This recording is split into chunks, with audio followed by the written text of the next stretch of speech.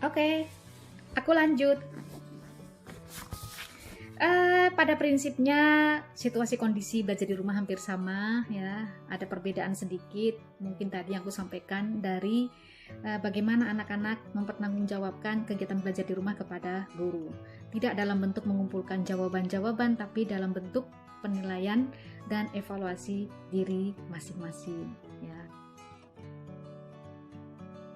Yang berikutnya yaitu terkait dengan tanggung jawab orang tua, khususnya untuk anak-anak sekolah dasar, anak-anak TK ya, pendidikan usia dini juga. Ini tanggung jawabnya bagaimana selama anak-anak ada di rumah ya. Disampaikan bahwa di sini bahwa orang tua itu tidak bisa menggantikan tanggung jawab guru seperti di sekolah. Pendidikannya tidak bisa seperti di sekolah. Orang tua ya tetap harus berperan sebagai orang tua. Dalam hal ini mendidik anak-anak terkait dengan kebiasaan-kebiasaan baik di rumah.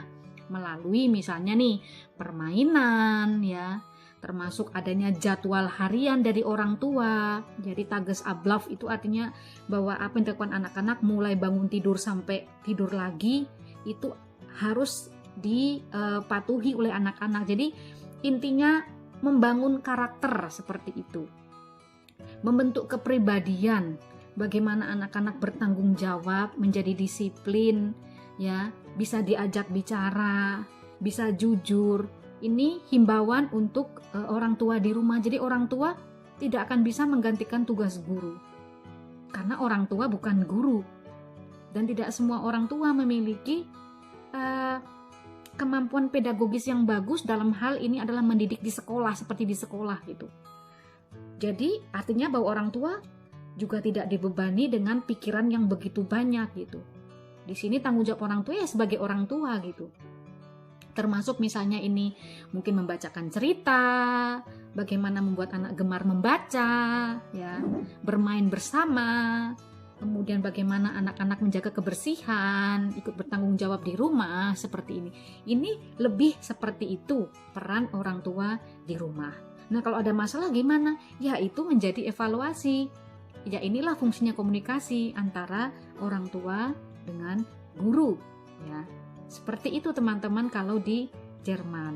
Ya ada panduan seperti itu.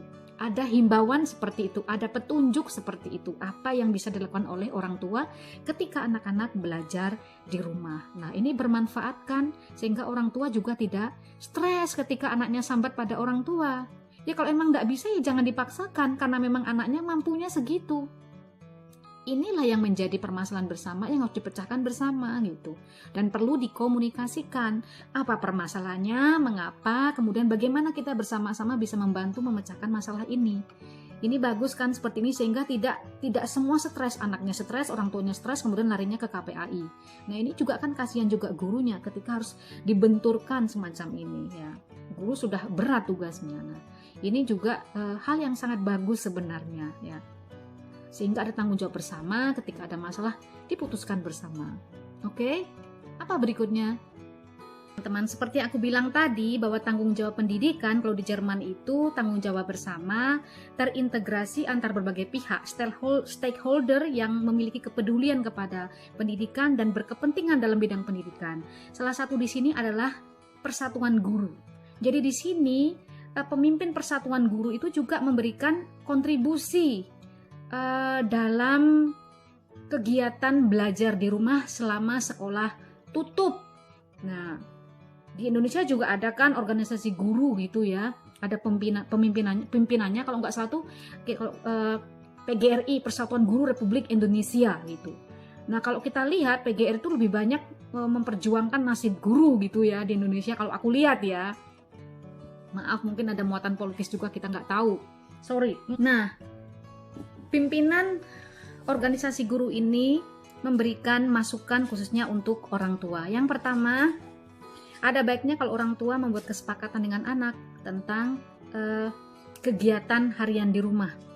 Ya, jadi kegiatan yang terencana dan terstruktur dengan memperhatikan jam belajarnya dan juga jam kerja orang tua. Kalau memang orang tua kerja, ini harus ada kesepakatan seperti apa pelaksanaannya begitu.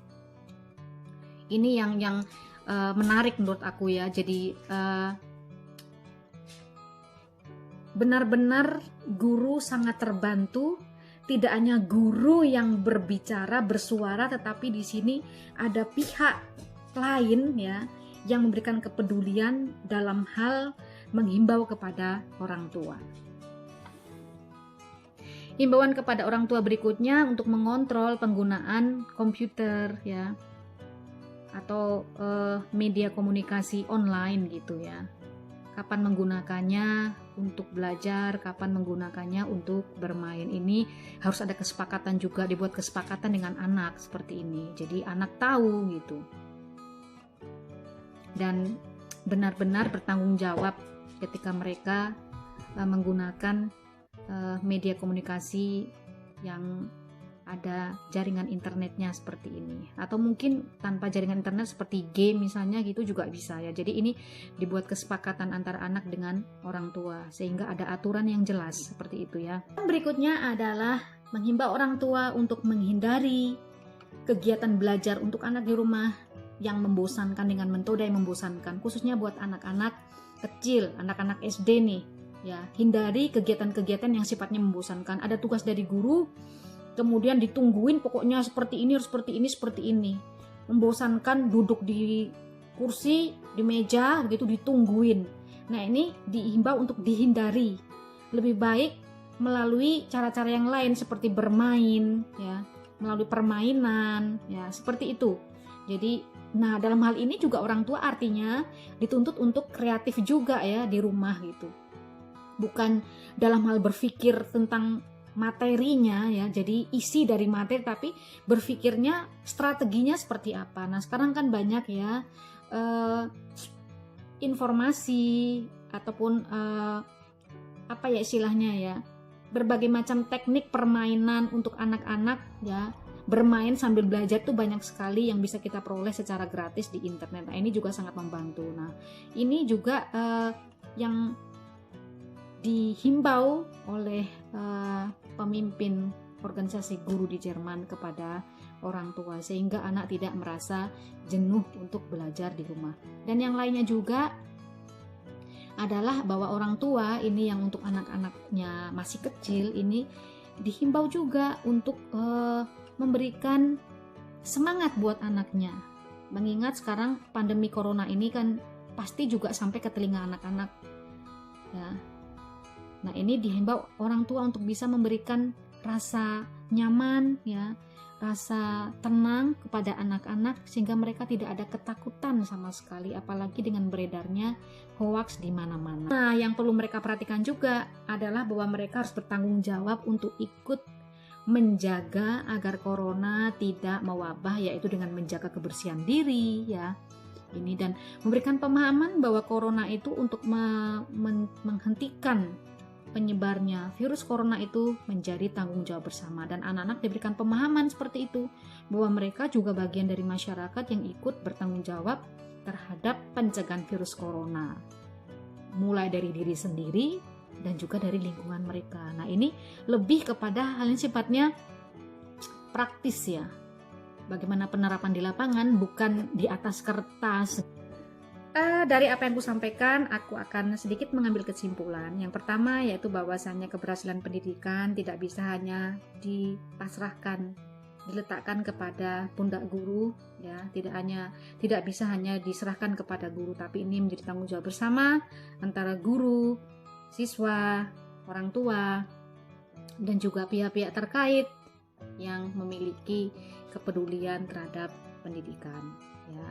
Tidak hanya dalam bentuk perintah ataupun teori saja, tetapi dalam hal-hal yang sifatnya praktis ini juga perlu ada tindakan nyata, seperti misalnya penyediaan fasilitas bagi guru untuk dapat melaksanakan pembelajaran dengan menggunakan teknologi yang terkini seperti pembelajaran online atau daring.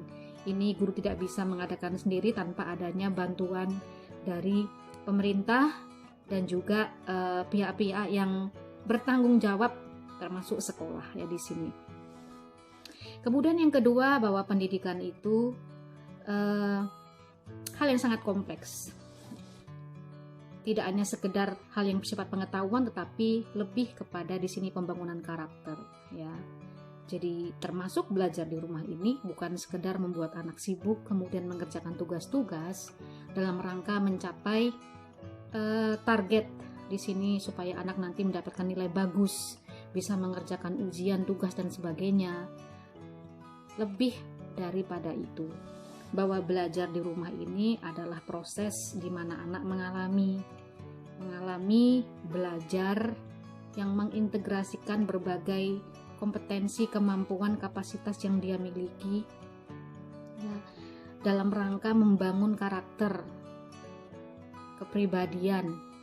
Karena kepribadian, karakter ini adalah dasar dari pendidikan. Ya.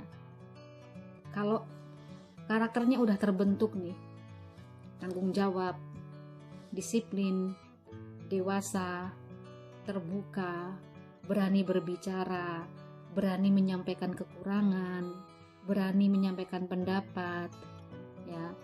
Misalnya dalam hal membuat kesepakatan dengan orang tua di rumah tentang jadwal. Ini kan perlu adanya keberanian untuk menyampaikan setuju atau tidak setuju, argumen-argumen yang masuk akal. Ketika sudah ada membuat kesepakatan, berarti dibutuhkan tanggung jawab, kedewasaan, ya. Kemudian termasuk juga ketika anak diberikan tugas kemudian disuruh menilai diri sendiri, kemudian mengevaluasi diri. Ini juga terkait dengan tanggung jawab, kedewasaan, keterbukaan, kejujuran. Nah, di sini ini yang justru menjadi penting, ya, yang perlu kita pahami.